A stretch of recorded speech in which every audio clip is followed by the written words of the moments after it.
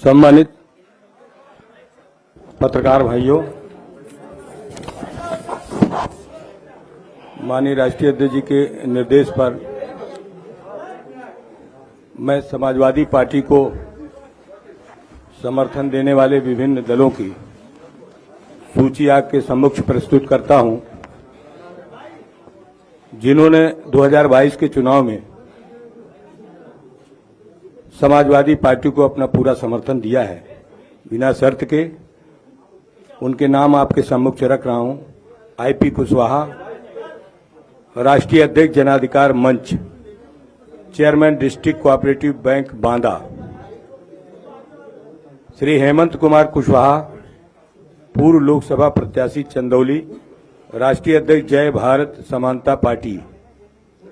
श्री नरेंद्र कुमार कुशवाहा, राष्ट्रीय अध्यक्ष अखिल भारतीय अशोक सेना। श्री हरिओम कुशवाहा, राष्ट्रीय अध्यक्ष महानतावादी पार्टी। श्री हरिशंकर सफरीवाला, संघ अधिष्ठाता राष्ट्रीय जनसेवक संघ। श्री ओम प्रकाश मौर्य, राष्ट्रीय अध्यक्ष रोजगार आंदोलन मंच। इन सभी ने बिना शर्त समाजवादी पार्टी को 2022 के चुनाव में पूरा समर्थन दिया है। मैं माननीय राष्ट्रीय अध्यक्ष की तरफ से, समाजवादी पार्टी की तरफ से इन सभी संगठनों का धन्यवाद करता हूं और उनका स्वागत करता हूं। ये और नेक्स्ट ये समर्थन दे रहे हैं।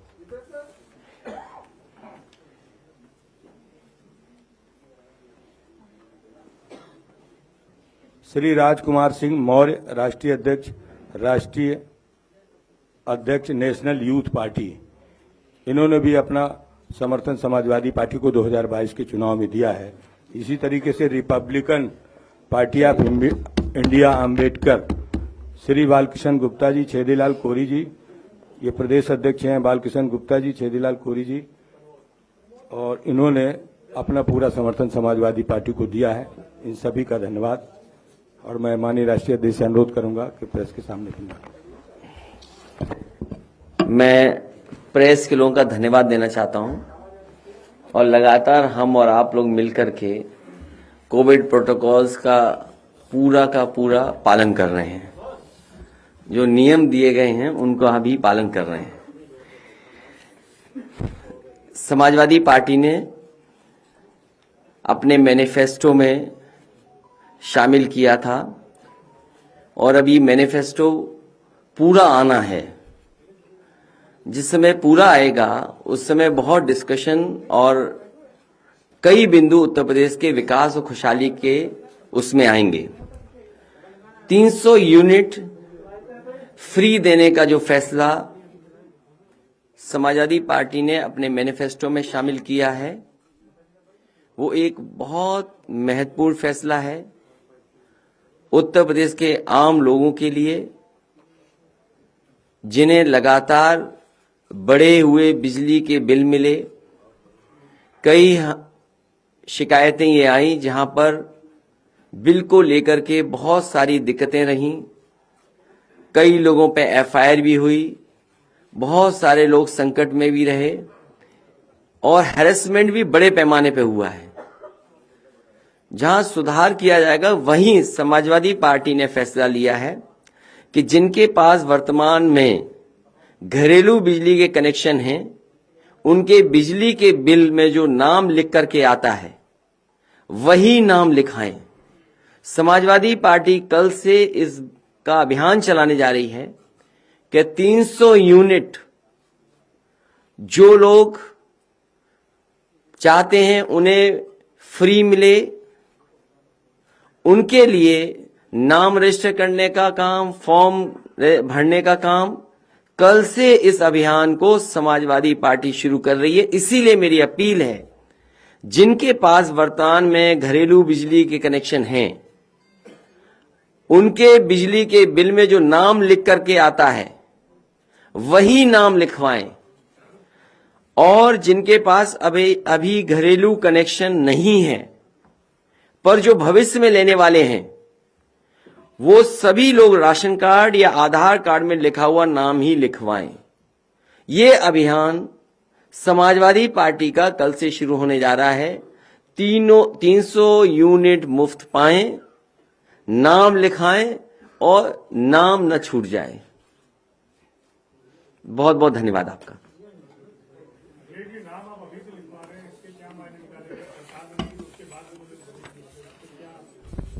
नहीं, औचित्य यह है कि हमें अपनी बात रखनी जनता के बीच में।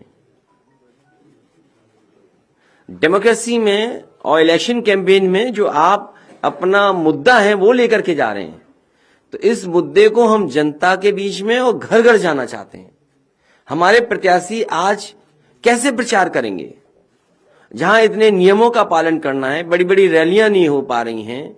हमारी कोशिश है कि जैसे ही पाबंदियां हटें, नियम बदलें, मैं समाजवादी विजय रथ की अनुमति मांगूं और खाली अकेले ही चलना पड़े उसके लिए भी अनुमति मांगूंगा। लेकिन जब तक नियम वही हैं, नियम जब पुराने हैं, जो चुनाव आयोग ने नियम बनाए हैं उनका पालन करते हुए समाजवादी पार्टी के प्रत्याशी, समाजवादी पार्टी के कार्यकर्ता और जो लोग हैं, अगर 300 यूनिट मुफ्त पाना चाहते हैं तो फॉर्म भरवाएं, अपना नाम लिखवाएं।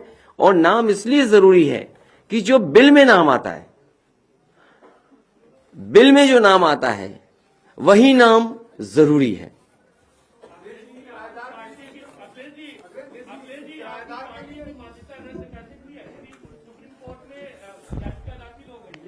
तब तो भारतीय जनता पार्टी पूरे देश में कभी चुनाव नहीं लड़ सकती। अगर इस तरह के पीआईएल किए जाए और भारतीय जनता पार्टी से स्पॉन्सर्ड पीआईएल हो तो भारतीय जनता पार्टी तो चुनाव लड़ ही नहीं सकती थी। क्या मुख्यमंत्री जी ने जो अपना एफिडेविट लगाया है उन पे क्या कम धाराएं हैं? जो डिप्टी सीएम है उन पे कम धाराएं हैं? जो अभी जानकारी मिली है, सबसे ज्यादा आपराधिक मामलों में कोई विधायक अगर विधानसभा में पहुंचे तो भारतीय जनता पार्टी ने पहुंचाए हैं। और हमने आपने खुलेआम देखा है सांसद विधायक में कितनी मार पिटाई हुई, और वो भी गिने गए। रोक रोक करके टीवी के लोगों ने दिखाया कि देखिए गिनिए, 1 2 3 4। तो इनकी तो पार्टी की मान्यता पहले ही रद्द हो जानी चाहिए थे। क्या मुख्यमंत्री जी पे जो मुकदमे हैं उन मुकदमों को देख करके क्या भारतीय जनता पार्टी को नहीं ये फैसला लेना चाहिए था? और वो तो भारतीय जनता पार्टी के सदस्य ही नहीं थे।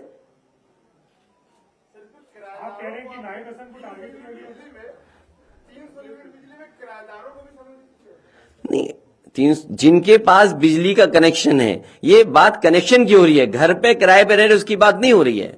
तो अगर आप किराए पे भी रह रहे हैं और बिजली का कनेक्शन है, मैं आपसे कहना चाहता हूं ये बिजली का कनेक्शन अगर आपके नाम पर है, जिस बिल को आप भरते हैं, बिल के ऊपर जो नाम है वो आप नाम इस फॉर्म में जमा कराइए। कल से समाजवादी पार्टी इस अभियान को शुरू कर रही है।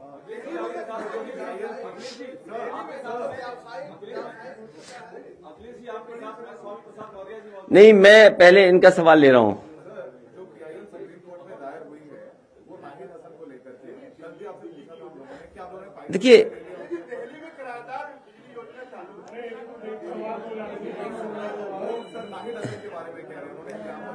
देखिए जो समाजवादी पार्टी के ऊपर कई लोगों पर झूठे मुकदमे हैं, और इतने झूठे मुकदमे हैं जिसकी आप कल्पना नहीं कर सकते। हमारी पार्टी के कई नेताओं पर, पार्टी के वरिष्ठ नेताओं पर लगातार भारतीय जनता पार्टी की सरकार में झूठे मुकदमे लगाए गए। मैंने कई बार प्रेस कॉन्फ्रेंस में इसका उदाहरण दिया कि एक जिला अधिकारी जो रामपुर के थे, वो आउट ऑफ स्टेट से आए थे, उन्हें अपना एक्सटेंशन चाहिए था। उन्होंने सरकार की पूरी मन मर्जी के साथ काम किया और न जाने कितने मुकदमे लगाए रामपुर में। एक आईपीएस एक दूसरे आईपीएस पर आरोप थे, और इस बात का आरोप था, ये कोई पॉलिटिकल पार्टी का आरोप नहीं था। एक आईपीएस दूसरे आईपीएस पे आरोप लगा रहा था कि पैसे से पोस्टिंग हो रही है, पैसे से ट्रांसफर हुआ है। उस आईपीएस की जांच खत्म करने के लिए रामपुर भेजा गया। समाजवादी पार्टी पे पिछले 5 साल में सबसे ज्यादा झूठे मुकदमे अगर किसी ने लगाए तो भारतीय जनता पार्टी ने लगाए, और उसी कड़ी में नाहिद हसन भी आते हैं। अखिलेश जी, आपके साथ में आज प्रसाद मौर्य के साथ में ये अब्दुल्ला आजम मौजूद है। अब्दुल्ला आजम की मौजूदगी यहाँ पर किस बात का संदेश देती है? इसका मैसेज क्या है, पॉलिटिकल मैसेज इसका? आपको क्या लग रहा है? ये तो आप बताएंगे। समाजवादी पार्टी के सभी नेता सदस्य यहां बैठे हैं। हमारे बाईं तरफ अब्दुल्ला है और उनके बाईं तरफ वो हैं जो यूथ नया हमें समर्थन दे रहे हैं। पर अभी ये जेल से रिहा होकर के आए हैं, काफी दिन जेल में रहना पड़ा, तो उसके बारे में कुछ आप कहेंगे? क्या कोई अन्याय? ये लड़ाई लगातार लड़नी पड़ेगी। इनको फंसाने में कांग्रेस बीजेपी दोनों एक थे। कांग्रेस भी थी। आप जानकारी कर लीजिए। इसलिए मैं चाहूंगा कि अगर बिजली पर रहेंगे तो ज्यादा आप जनता की मदद कर सकेंगे और मदद कर पाएंगे, क्योंकि मुझे लगता है कुछ साथी ऐसे हैं वो भी बिजली के कारखाने का नाम नहीं रटे हैं अभी तक। बताइए।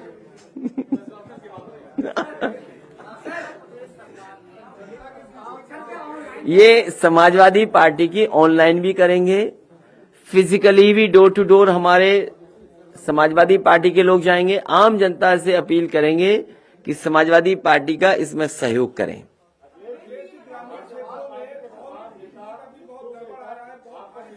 इसीलिए मैंने कहा कि ग्रामीण क्षेत्र में जिनके पास कनेक्शन है, बिजली नहीं आई, लेकिन पता नहीं मीटर की रफ्तार क्या थी।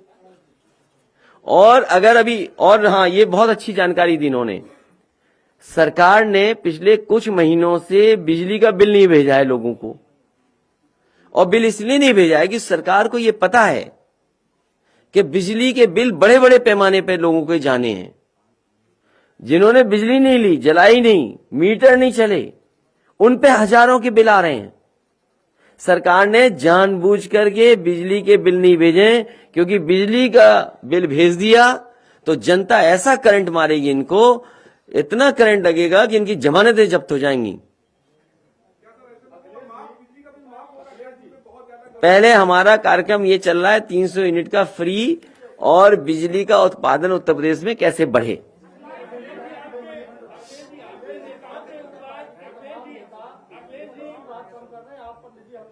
कौन?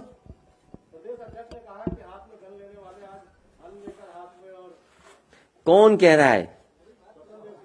उनका जवाब हमारे प्रदेश के अध्यक्ष देंगे। जो प्रदेश अध्यक्ष हैं उनका जवाब देंगे। और अगर उन्होंने अन्नदाताओं को आतंकवादी कहा, कौन नहीं जानता कि अन्नदाता को आतंकवादी नहीं कहा भारतीय जनता पार्टी के लोगों ने, तो फिर आतंकवादियों को अन्न क्यों खाते हैं? ये खाना छोड़ दें।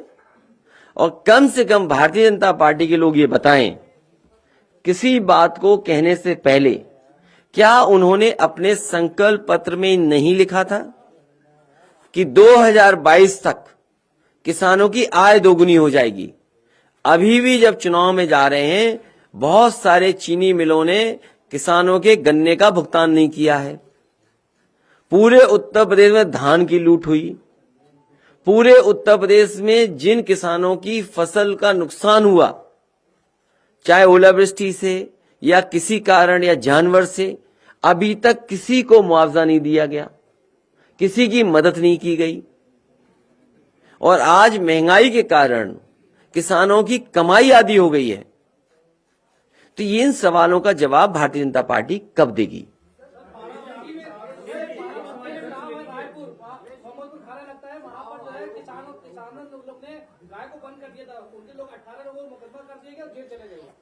बड़े पैमाने पर उत्तर प्रदेश की गाय मां भूखी हैं। अगर आपके पास सुझाव हो तो जरूर दीजिए, उसको भी शामिल करेंगे, जो मैनिफेस्टो में हम शामिल करने जा रहे हैं।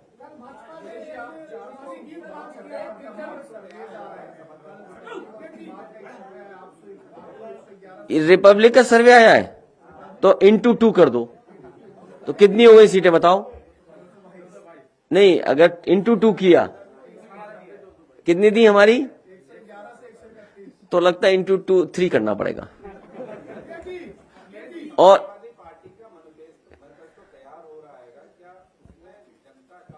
अगर आपको अभी भी नहीं लगता 400, आदरणीय स्वामी प्रसाद मौर्य जी आ गए।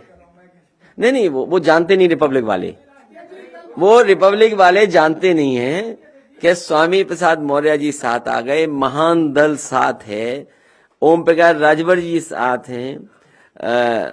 उनके साथ कितना अन्याय हो रहा है अपना दल कृष्णा पटेल जी के साथ। जैसे ही समाजवादी पार्टी में उनके दल का गठबंधन हुआ, मुकदमे खुल गए, ट्रस्ट को लेकर के उनके खिलाफ कार्रवाई हो रही है, उन पे भी न जाने कितनी कार्रवाई हो रही। इस सरकार को हो क्या जाता है? सरकार क्यों डरी हुई है?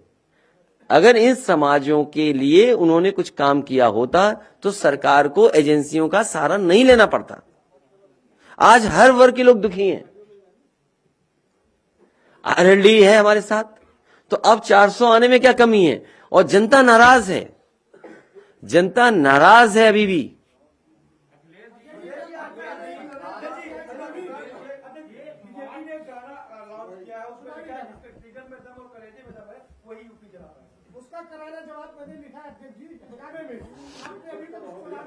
लाइए अभी लॉन्च कर देंगे, लाइए।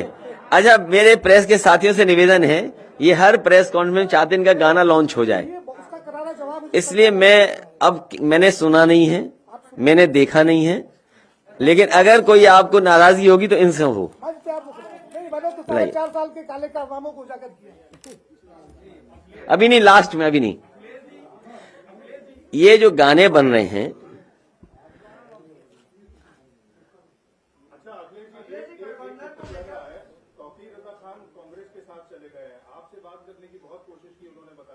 मैं एक बार फिर सभी से अपील करूंगा, भारतीय जनता पार्टी ने महंगाई बढ़ाई है, किसान को बर्बाद किया है, जानवरों से न जाने कितना नुकसान हो रहा है, नौकरी रोजगार खत्म हो गए, प्राइवेटाइजेशन कर करके बाबा साहब भीमराव अम्बेडकर जी का संविधान और उनके दिए हुई व्यवस्था को खत्म कर रहे हैं। हर चीज बेची जा रही है, एयरपोर्ट बेचे जा रहे हैं, एयरपोर्ट पे जहां हवाई जहाज खड़े होते वो बिक रहा है, पानी के जहाज बिक गए, पानी का जहाज जहां खड़ा होता है बंदरगाह वो बिक गए, सभी संस्थाएं बिक रही हैं।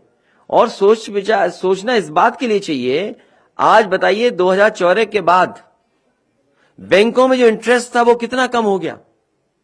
अगर आपका पैसा रखा था बैंक में तो बताइए उस समय क्या इंटरेस्ट मिलता था, आज क्या मिल रहा है? क्या बैंकें नहीं डूब गई? नोटबंदी के बाद अर्थव्यवस्था जहां डूबी की डूबी, लेकिन क्या बैंकें नहीं डूब गई? बैंकें बिक गई। तो ये बड़े सवाल हैं जिनका जवाब भारतीय जनता पार्टी के पास नहीं है।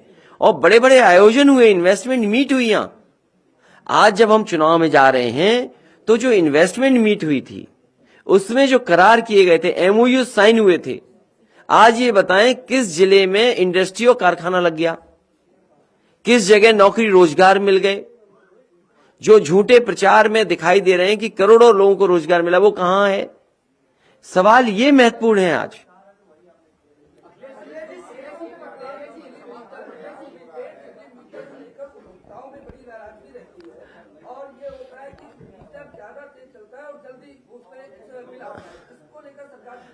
जो मीटर्स आए, मीटर्स की शिकायतें थी, मीटर्स वो होने चाहिए जो रेगुलेटर्स या रेगुलेशन अथॉरिटी है जो अप्रूव करे। कोई भी खराब मीटर गरीब जनता के घरों में नहीं लगना चाहिए, उत्तर प्रदेश के जनता में के घरों में नहीं लगने चाहिए।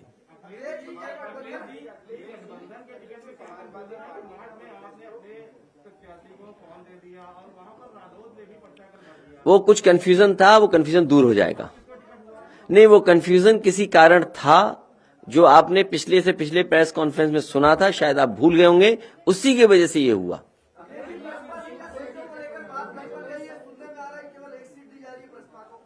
किसको? एसपी प्लस पीएसपी कितनी हो गई सीटें?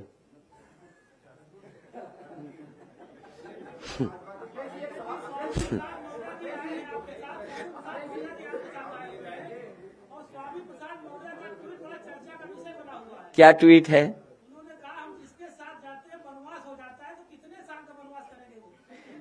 उनका नहीं, उनका करके आएंगे ना वनवास तो। जिसका साथ छोड़ते हैं उसका वनवास होता है। एक बार तो आपका साबित हो चुका है, अब दूसरी बार दोबारा भी साबित होगा 10 मार्च को। अखिलेश जी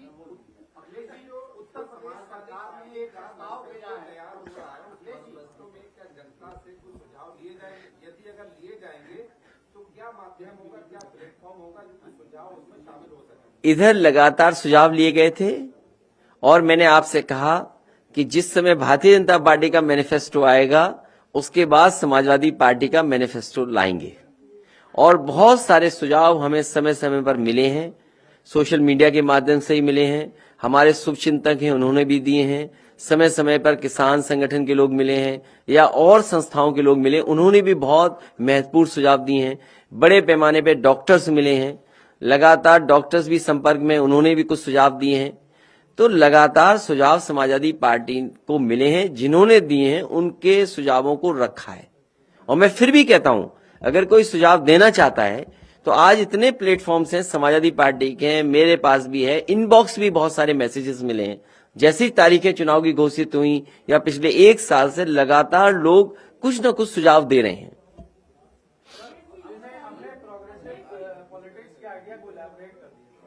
नहीं, प्रोग्रेसिव में यही है कि समाजवादी सिद्धांत लागू हो, भेदभाव खत्म हो, जाति के आधार पर फैसले नहीं हो, कानून व्यवस्था बेहतर हो, डेवलपमेंट में इंफ्रास्ट्रक्चर बेहतर हो, सोशल स्कीम्स पहुंचे लोगों तक, रोटी कपड़ा मकान जो बेसिक चीजें हैं कम से कम वो लोगों को मिले। और समाजवादी पार्टी प्रोग्रेसिव काम इसलिए करती है, आपके सामने एग्जाम्पल है। लखनऊ में आप देखिए वर्ल्ड क्लास मेट्रो है कि नहीं है, उसी तरह की metro Noida to greater Noida world class है कि नहीं है। आप आगरा की वर्ल्ड क्लास मेट्रो बन रही कि नहीं बन रही, कानपुर में वर्ल्ड क्लास मेट्रो दी कि नहीं दी। ये तमाम पॉलिटिकल पार्टीज के बड़े बड़े नेताओं ने कहा कि नदियां साफ हों। आज दुनिया में बहस इस बात की होती कि नदियां कैसे साफ हों, पानी कैसे साफ मिले। तो एग्जाम्पलरी वर्क किया समाजवादी पार्टी ने, जो गोमती को साफ करके दिखाया। 900 मीटर अगर जुड़ गई होती तो शहर में साफ गोमती बहती। वर्णा पे काम शुरू कर दिया, आपकी इंस्टीट्यूशन बनाई बड़ी बड़ी, चाहे आपके कैंसर इंस्टीट्यूट बनी हो, क्योंकि यहाँ के गरीब लोगों को इलाज कराने बंबई जाना पड़ता है, दिल्ली जाना पड़ता है, महंगा इलाज कैंसर का है और इलाज लोग नहीं करा पाते हैं। इसलिए समाजवादी सरकार में कैंसर इंस्टीट्यूट बनी। ये सब प्रोग्रेसिव है। लैपटॉप डिस्ट्रीब्यूशन करना ये प्रोग्रेसिव सोच थी। समाजवादी पेंशन देना गरीब माताओं बहनों का, हो सकता है कि कल हम समाजवादी पेंशन को लेकर के आप लोगों को फिर तकलीफ दें एक बार। तो ये समाजवादी पार्टी की लगातार कोशिश है कि प्रोग्रेसिव काम हो, डेवलपमेंट के काम हो, लोगों को जोड़ने का काम हो। हम लोग जोड़ रहे हैं, कभी नफरत की राजनीति नहीं करते, कभी किसी बात को लेकर किसी से नहीं जोड़ते। लेकिन भारतीय जनता पार्टी के देखिए, हमारे मुख्यमंत्री जी कहते हैं जीन्स इनके ऐसे हैं। याद है या नहीं याद है? अभी कुछ दिन पहले मुख्यमंत्री जी ने कहा कि हमारे जीन्स ऐसे हैं। तो मैं तो चाहूंगा कि मुख्यमंत्री जी हमारा आपका दोनों का सैंपल ले लो, जीन्स चेक कर लो किसके कैसे हैं। हमारा भी सैंपल भेज दो डॉक्टर, हम भी दे रहे हैं, अपना भी सैंपल दे दो। तो ये प्रोग्रेसिव है कि हम जीन्स पे बात नहीं करते हैं। हम उनके पक्ष में हैं, हम उनके पक्ष में हैं। केवल उनके नहीं, बीपीएड जितने भी टीटी जितनी भी परीक्षा कैंसिल हुई, लोगों को, नौजवानों को नौकरी मिले, रोजगार मिले, वो सब चीजें आएंगी। वो आएंगी चुनाव के मैनिफेस्टो में, वो सब आएंगे जिन्होंने हमसे ज्ञापन दिए हैं। नंबर्स नहीं, नंबर्स तो बहुत है। मैंने आपसे कहा ये सही सवाल पूछा इन्होंने, और इसलिए अच्छा सवाल है। और जिस पत्रकार साथी ने पूछा है उसे एक बार हमारी भी मदद कर दे। उसमें समाजवादी पार्टी में लैपटॉप डिस्ट्रीब्यूशन हुए थे, लैपटॉप डिस्ट्रीब्यूशन हुए थे और 20 लाख के लगभग अलग अलग, 18 लाख से ऊपर लैपटॉप डिस्ट्रीब्यूशन हुए। हम 20 लाख भी कहते हैं, 18 लाख से ऊपर लैपटॉप डिस्ट्रीब्यूट हुए। एक एक बच्चे के पास जाइए, आपको कहीं ना कहीं स्टोरी मिलेगी कि उस लैपटॉप से कितना उसको लाभ मिला, या पढ़ाई में मदद हुई, या उसने रोजगार कर लिया, या नौकरी कर ली। और 2 प्रोजेक्ट मैंने कई बार कहे और फिर कहता हूं, केवल 2 प्रोजेक्टों को उदाहरण देता हूं। जो एचसीएल लखनऊ में बना है, आज उसमें डायरेक्ट इनडायरेक्ट 4000 से ऊपर लोगों को नौकरी और रोजगार मिले।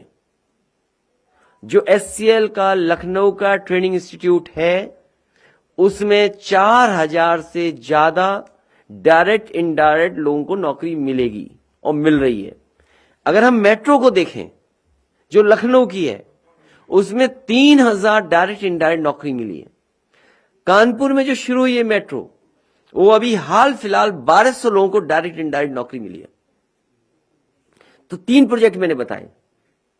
एससीएल जो था, जिसको एक्सपेंशन दिया, जिसको बाबा मुख्यमंत्री खुद कहते हैं कि कभी कभी उन्होंने किया है, उसमें भी हजारों की संख्या में, मैंने किसी अधिकारी से बात नहीं की है, मैं वो भी जानकारी करूंगा और आपको बताऊंगा कि आखिरकार उस एक्सपेंशन से कितनी बिजनेस हुई या कितने लोगों को रोजगार और नौकरी मिली है। तो इसलिए हम कह रहे हैं कि जब लाखों लैपटॉप बांट सकते हैं, 18 लाख लैपटॉप दे सकते हैं, तो सोचो उससे नौकरी रोजगार कितने लाख को मिली होगी। और इस सेक्टर को आईटी और आईटी सर्विसेज कितना बड़ा ग्रो कर गया है सेक्टर, तब तो उसमें प्लान्ड वे में, अरे मैन्युफैक्चर का इंतजार तो करो। पहले हम सब मिलकर सरकार हटाने बीजेपी की। अखिलेश जी, एक सवाल ओपी राजभर जी से कल हम लोग की बात हुई, उन्होंने बोला कि अभी भी वो चाहते हैं कि आजाद समाज पार्टी और चंद्रशेखर आजाद जो है वो साथ आए। इसको लेकर उन्होंने बोला था कि वो रात में आपसे बात करेंगे, तो कोई बात नहीं, उनका सुझाव कंसीडर करेंगे। और अभी बिजली पे कुछ पूछ लो पूछ लो कुछ, बिजली पे ही पूछ लो कुछ, तो वो ठीक होगा। टेक्नोलॉजी इंट्रोड्यूस हो, क्यों नहीं टेक्नोलॉजी इंट्रोड्यूस हो।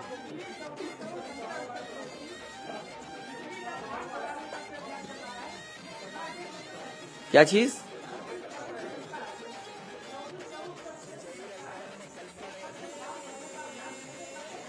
ये लगातार चलता रहेगा, सरकार बन जाएगी फिर चलता रहेगा। सर, आपकी योजनाओं से एक सवाल है। आप जब मुख्यमंत्री बने थे 2012 में, तो आपको राजकोषीय घाटा मिला था 18,000 करोड़। आज है 9,000 करोड़, 90,000 करोड़ है आज। ये संसाधन कैसे कि एक विभाग का 90,000 पूरे बजट का? सरकार का राजकोषीय घाटा। ये सवाल मुझसे न पूछो, ये सवाल 5 साल वालों से पूछो।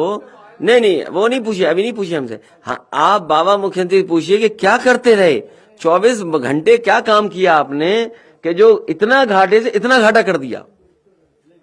कितना घाटा बताया आपने? हमारे में तो 9,000 करोड़ का, 18,000 करोड़ का था। आज कितना? मैं ऐसे पत्रकार साथी का धन्यवाद दूंगा जिन्होंने भारतीय जनता पार्टी की आंख खोल दी। 18,000 करोड़ था जब समाजवादी सरकार थी उस समय वित्तीय घाटा, और अब 5 गुना कर दिया। तो ये बाबा मुख्यमंत्री डबल इंजन की सरकार क्या कर रही थी? उत्तर प्रदेश का खजाना क्यों बर्बाद कर दिया? आप बचत छोड़ के गए थे 28,000 करोड़, इनकी बचत 23,000 करोड़। तो अच्छी बात है, 5,000 करोड़ फिर उसमें चला गया। ये हम पे छोड़ो, कैसे लाएंगे, पहले सरकार बनाइए उसके बाद करेंगे। अगर सब गणित अभी बता दें फिर कैसे कामयाब होंगे।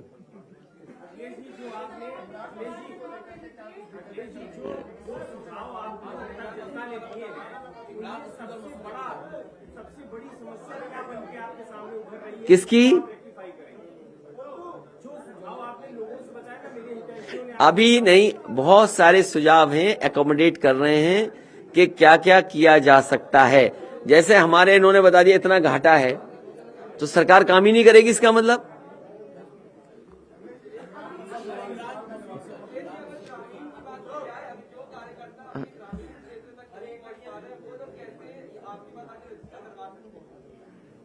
जो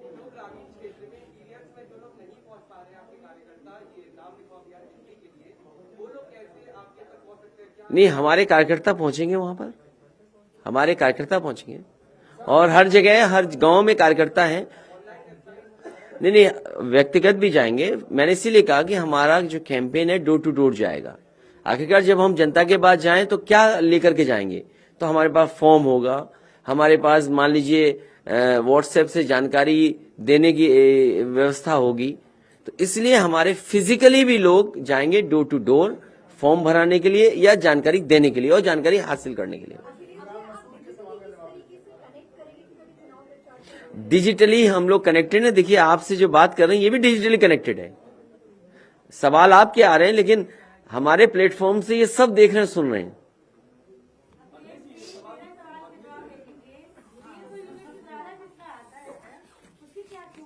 कितनी? 150 यूनिट से तो 300 यूनिट ही तो माफ कर रहे हैं, तो 300 यूनिट वाला बिल देना आप, माइनस हो जाएगा 300 यूनिट आपका, 300 यूनिट माइनस हो जाएगा आपका अगर आपका यही 300 यूनिट क्या कार्यक्रम शुरू करेंगे।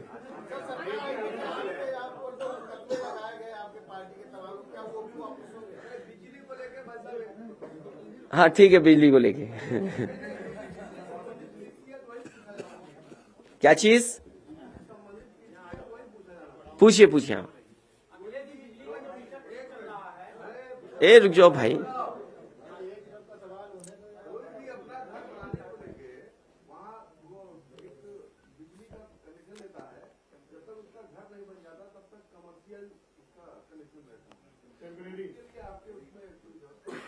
नहीं आप क्या सुझाव देते हो, उसमें क्या होना चाहिए।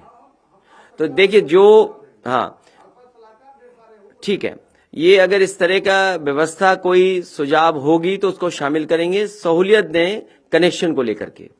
और सुनने में एक चीज और आई है कि कॉमर्शियल को इंडस्ट्री मान लिया सरकार ने, तो अगर आप नंबर ऑफ इंडस्ट्रीज यूपी में जो लगी हैं वो कॉमर्शियल कनेक्शन से जोड़ दी उन्होंने, कि जितने कॉमर्शियल कनेक्शन होंगे वो मानते कि इतनी इंडस्ट्री इतने रोजगार होंगे, तभी वो आंकड़े दिखाई दे रहे हैं।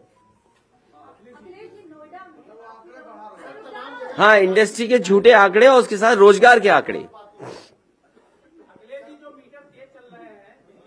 तो मीटर अच्छे लगाए जाएंगे न, मीटर ऐसे चलें या ठीक कंपनियां दें जो ठीक चलें, जो सवाल इनका था पहले।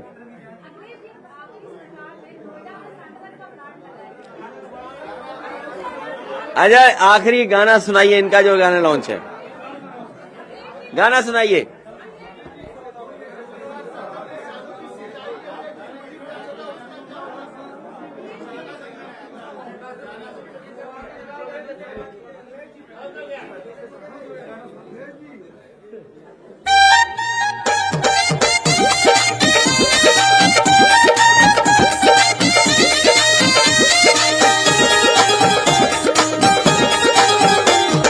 विजय रथ पर निकल पड़े हैं, विजय रथ पर निकल पड़े हैं यूपी के करधार, सर पर टोपी लाल धरे हैं, मुख पर तेज अपार। विजय रथ पर निकल पड़े हैं यूपी के करधार, सर पर टोपी लाल धरे हैं, मुख पर तेज अपार। 22 में बाइसिकल की बढ़ेगी अब रफ्तार, 22 में बाइसिकल की बढ़ेगी अब रफ्तार। आने वाली है 22 माह अखिलेश की सरकार, आने वाली है 22 माह अखिलेश की सरकार।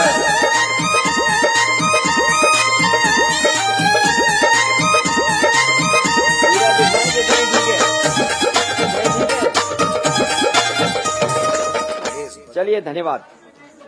अब पूछिए पूछिए, रुकिए एक सवाल और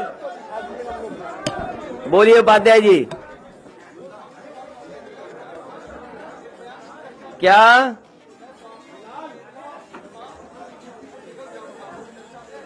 वो पुराना हो गया भाई, पुराना हो गया, पुराना नया पूछिए, कुछ नया पूछिए। क्या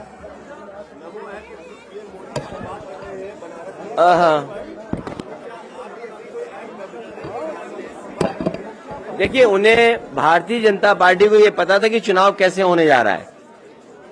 भारतीय जनता पार्टी को पता रहा होगा कि चुनाव कैसे होने जा रहा है, इसीलिए वो डिजिटली बहुत साउंड अपने आप को करके और पहले से उन्होंने तैयारी कर ली। और दूसरे दलों को जब चुनाव आयोग ने कहा है तो वो तैयारी कर रहे हैं।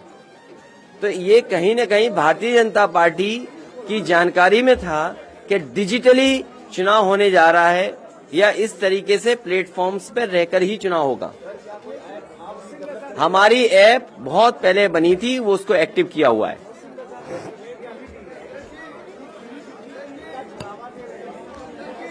समाजवादी लोग छलावा नहीं देते, समाजवादी लोग जो कहते हैं वो करके दिखाते हैं। क्या जी, वो मेरी जानकारी में नहीं है। Rooftop scheme Samajwadi